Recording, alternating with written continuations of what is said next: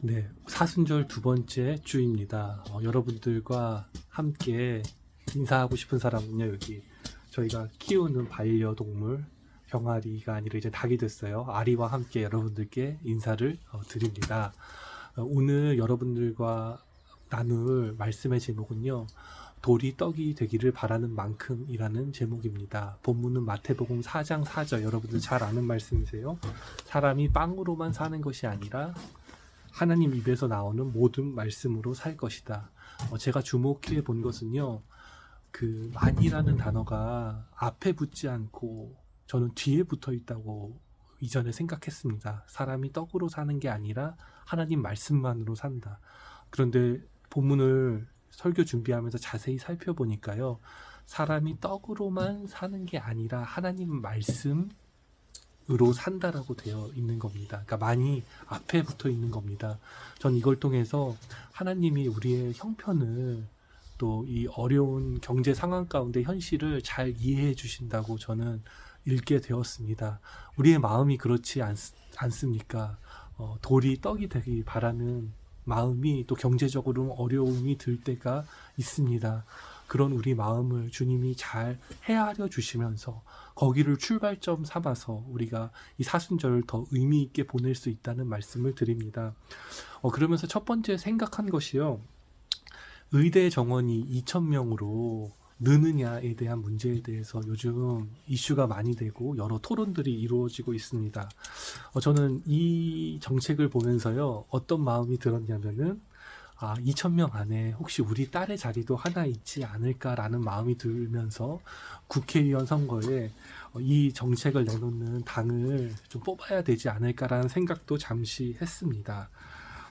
그러니까요, 저희 딸 송이를 공부시키는 그 방법에서도요, 예, 제가 힘이 좀 들어가더라고요. 그러면서 송이가 조금 저한테 힘들다라는 얘기를 했었는데, 그러면서 아이가 저한테 해준 얘기가 있습니다. 그게 뭐냐면, 아빠 하나만 잘 해서 그걸 열심히 해서 어, 열심히 하면 행복한 삶을 살 수 있지 않아? 그런데 왜 하고 싶지 않은 것도 이렇게 다 해야 되냐고 저한테 이야기를 했었는데요.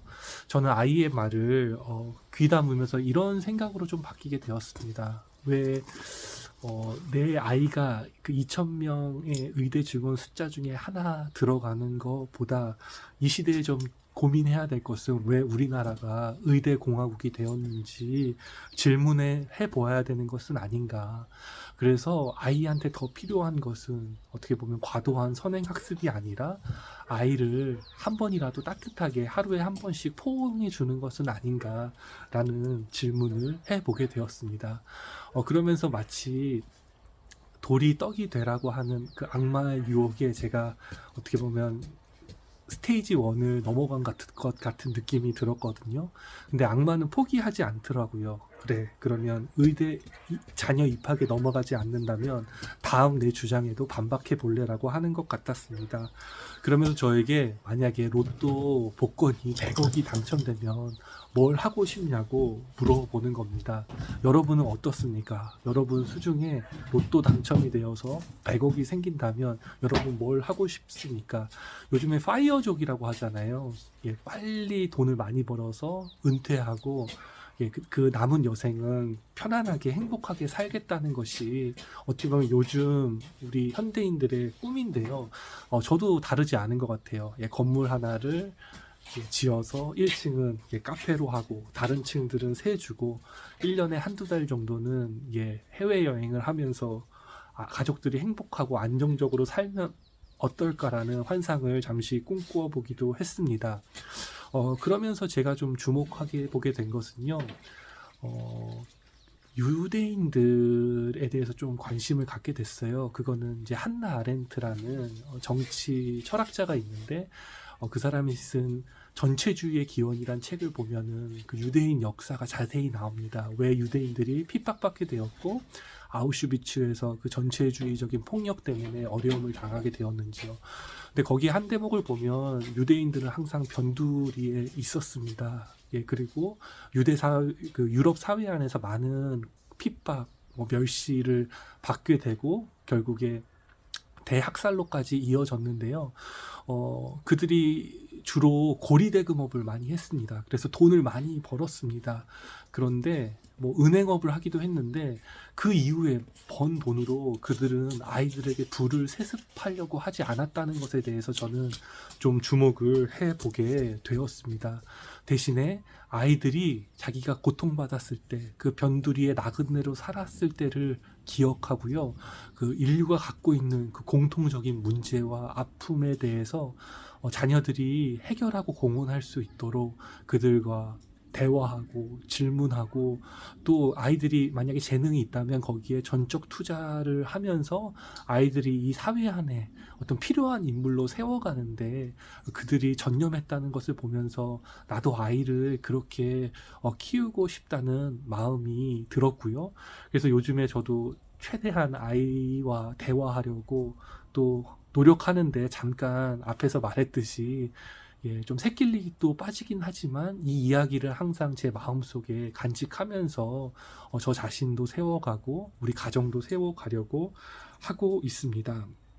그러면서 제가 오늘 본문을 다시 보니까 좀 주목하게 해보게 되는 것이 있었습니다. 사람이 떡으로만 사는 것이 아니라 하나님 입에서 나오는 모든 말씀으로 산다고 합니다. 하나님 입에서 나오는 모든 말씀이 뭘까? 저는 좀 숙고해 보게 되었습니다. 저는 하나님 말씀 중에 모든 말씀이 아니라 제가 듣고 싶은 말씀만 듣거든요. 그런데 오늘 본문에서 모든 말씀 가운데 우리가 듣게 될 때 살아나게 될 거라는 이야기를 하고 있습니다. 그러면서 제가 좀 주목해 보게 된 내용은요, 아브라함, 조슈아, 헷셀이라는 유대 철학자가 기독교인이 그 자신의 신앙의 뿌리를요, 헬라 문화 또 사회 문화에 두지 않고 유대 문화에 둘 때에만 어떤 불순성과 자기 파괴에 빠지지 않고 건강한 신앙을 유지할 수 있다는 말에 좀 귀를 기울여 보게 됐고요. 그러면서 제가 좀 살펴본 게, 우리 사회 어떻게 보면 양극화, 불평등 이 점점 심해지는 사회 가운데 우리가 드려야 될 말씀은 예언자들의 꿈이 아닌가, 구약의 예언자들의 꿈 있지 않습니까? 이것을 좀 우리가 귀 기울여 볼 필요가 있겠다. 그래서 어떻게 보면 내가 듣는 부분적인 말씀을 모든 말씀으로 들어보려는 노력이 이 시대에 필요하다고 말씀드리고 싶습니다. 특별히 이사야 40장 1절부터 5절까지를 보면요, 하나님께서 광야의 큰 길을 내셔서 우리 가운데 오셔서 모든 사람이 영광을 보게 하신다고 하고 있습니다. 모든 사람이 영광을 본답니다. 쫓겨난 자들이 고국에 돌아와서 평화로운 가운데 살아가는 그 꿈을 우리 가운데 이야기하고 있습니다. 또한 이사야 11장 6절에서 9절은요, 이리와 어린 양이 어울리고 어린이들이 그들을 이끌어가는 모습을 그리고 있고요. 그때는 서로를 해치거나 파괴함 없이 모두 형제자매가 되어 한 식탁에서 어울릴 수 있는 곳, 이곳이야말로 물이 바다 덮음같이 하나님을 아는 지식이 가득한 곳이라고 이야기하고 있습니다. 저는 이런 현실 가운데 돌이 떡이라도 되기를 바랄 만큼 절박한 현실 가운데 도리어 이 예언자들의 꿈이요, 저한테 마음을 터치하더라고요. 오랜만에 제 마음 안에 신앙적 감격을 주었습니다. 그러면서 이 말씀이요, 성서에서는 예수님 안에서 예언자들의 꿈이 성취되었다고 얘기하는 구절에 주목해 보게 되었습니다. 누가복음 4장 18절에서 21절입니다. 주님의 영이 내게 내리셨다. 주님께서 내게 기름을 부으셔서 가난한 자들의 기쁜 소식을 전하게 하셨다. 주님께서 나를 보내셔서 포로된 자들에게 해방을 선포하고 눈먼 자들을 눈뜸을 선포하고 억눌린 자들을 풀어주고 주님의 해를 선포하게 하셨다라고 하면서요, 마지막에 이런 구절이 있습니다. 21절인데요. 이 성경 말씀이 너희가 듣는 가운데 오늘 이루어졌다. 오늘 이루어졌다. 그 예언자들의 꿈이 예수님 안에서 이루어지기 시작했다는 것, 그것을 우리가 오늘 좀 기억해 보았으면 합니다. 비록 우리의 현실이 이 말씀과는 괴리가 크지라도 선한 목자이신 주님이 우리 이름을 한 사람씩 불러서 넓은 팔로 안으시고 우리를 함께 이 약속의 땅으로 인도하신다는 것, 이것은 어떻게 가능하냐면 우리가 그 모든 말씀에 듣고 귀 기울일 때 가능함을 기억하시기를 바랍니다. 예, 그러면서 제가 다큐 하나를 보게 되었는데요. 서울에 1인 가구가 그렇게 많다고 합니다. 예, 그 원룸 같은 작은 공간에서 지내는 청년들도 많고 또 10평 이하의 공간에서 치열하게 살아가는 청년들이 62.9%라고 하는데요.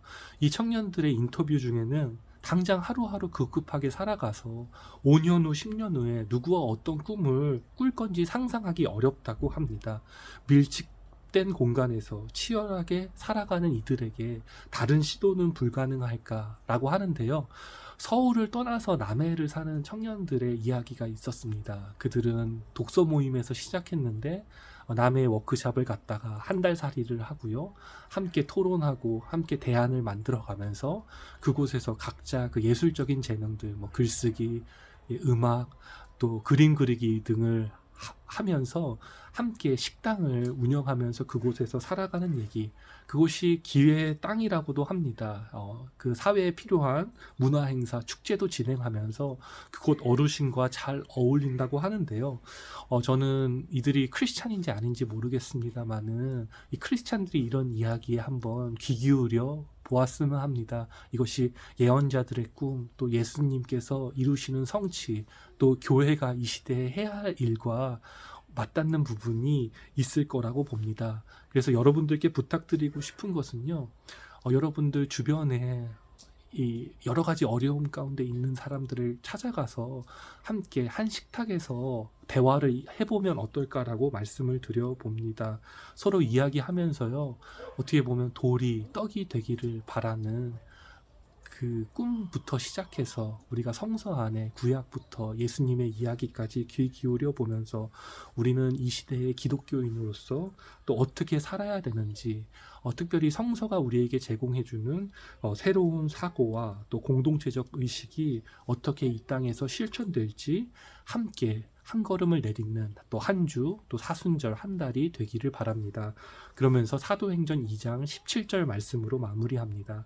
하나님께서 말씀하신다. 마지막 날에 나는 내 영을 모든 사람에게 부어주겠다. 너희 아이들과 너희 딸들은 예언을 하고 너희 젊은이들은 환상을 보고 너희 늙은이들은 꿈을 꿀 것이다.